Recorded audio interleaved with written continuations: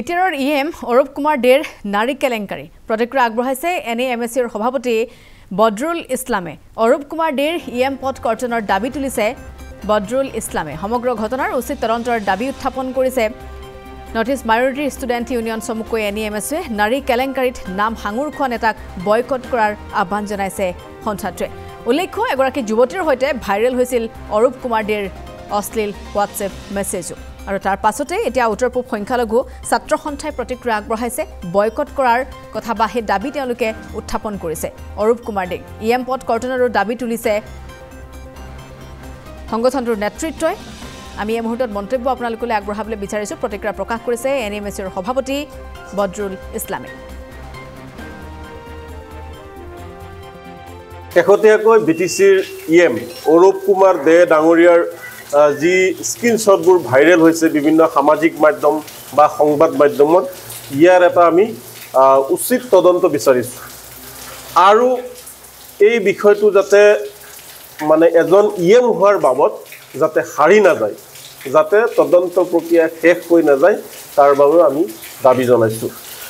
ইতিমধ্যে ৰাজ্যত বিভিন্ন ঠাইত বিভিন্ন জাতি জনগোষ্ঠীৰ কিছুমান বেয়া চৰিত্ৰৰ লোকে আমি দেখিবলৈ পাইছোঁ বেয়া কামবোৰ কৰি আছে অপৰাধজনিত কামবোৰ কৰি আছে তাৰ ধাৰাবাহিকতা ৰক্ষা কৰি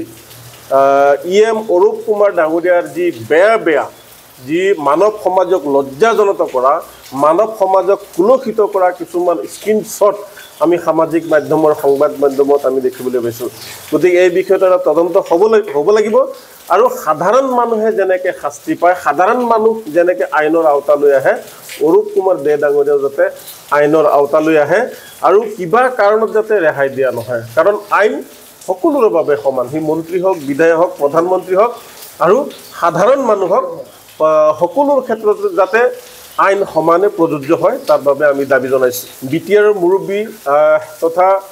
বিটিআৰৰ মুখ্য কাৰ্যবাহী সদস্য প্ৰমোদ বড়ো ডাঙৰীয়াক আমি আহ্বান জনাম অনুৰোধ জনাম যে যিসমূহ সামাজিক মাধ্যমত পোষ্ট ভাইৰেল হৈছে তাৰ প্ৰতি লক্ষ্য ৰাখি জনসাধাৰণক ন্যায় দিবলৈ এনেকুৱা ধৰণৰ মানুহক ইএম পদ কৰ্তন কৰিব লাগে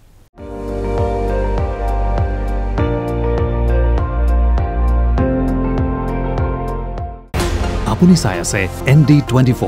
সৰ্বশ্ৰেষ্ঠ নহয় সৰ্বোত্তমৰ দৌৰ